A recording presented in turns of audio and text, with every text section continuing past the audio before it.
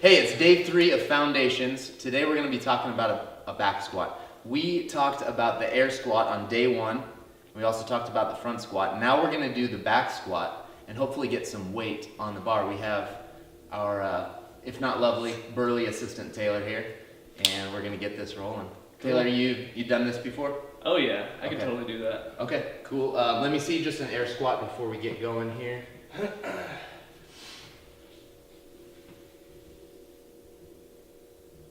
Okay, not bad. Let's see a couple more. Make sure you're getting down below parallel.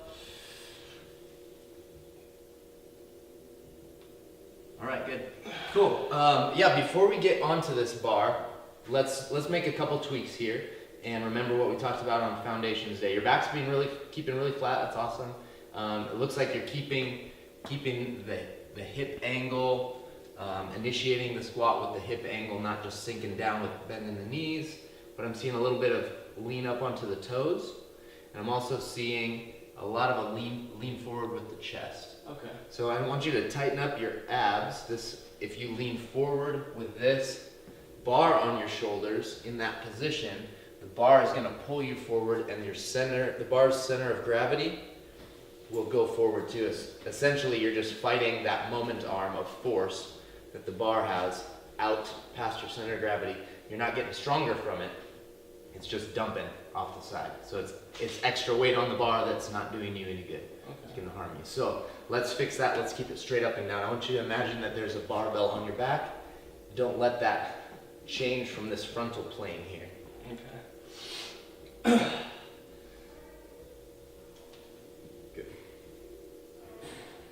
Yeah. A little bit of a lean forward. The bar came forward just a touch. That invisible bar. Let's do that again. A lot better. Good. And below parallel. Look a little more stable on the feet. Let's go to the barbell. I think you can handle this. Nice. You keep that in mind. Keep the abs super tight in order to keep that chest upright. It doesn't need to be vertical. You can have an angle in that thing. Okay. You just need to make sure to keep that bar straight up and down, okay? Okay.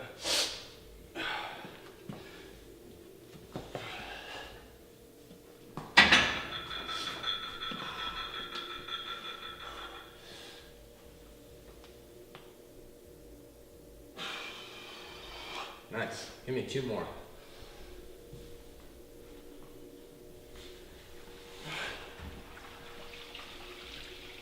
And tighten your butt as you get to the top.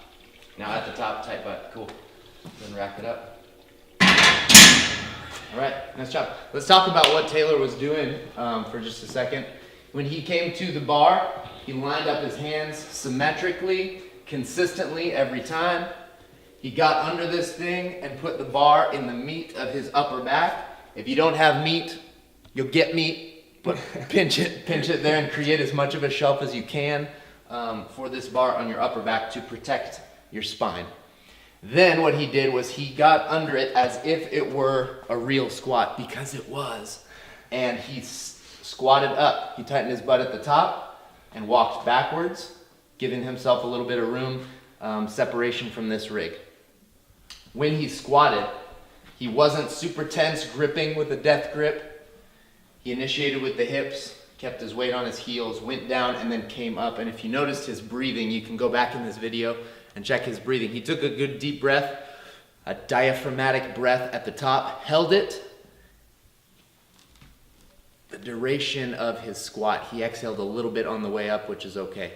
But an entire squat with 1 breath is where you want to go, because if you release that at the bottom, you release some of that tension and thus your power to get up. Did I say that sentence right? Yeah. Sounds good. So, yeah. So let's watch 1 more of these things. Okay. When he came back with the bar, he slammed it into the guardrails and dropped it down. That means that he has a positive "I'm there" reinforcement that his barbell's there. If you come back from a squat and you're kind of dizzy, you need to have that boom, I'm there, and drop sort of thing. So watch closely on that, on this next one.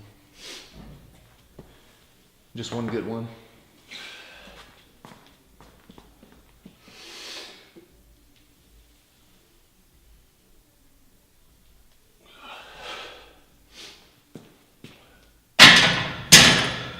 Perfect. Cool. That's the back squat.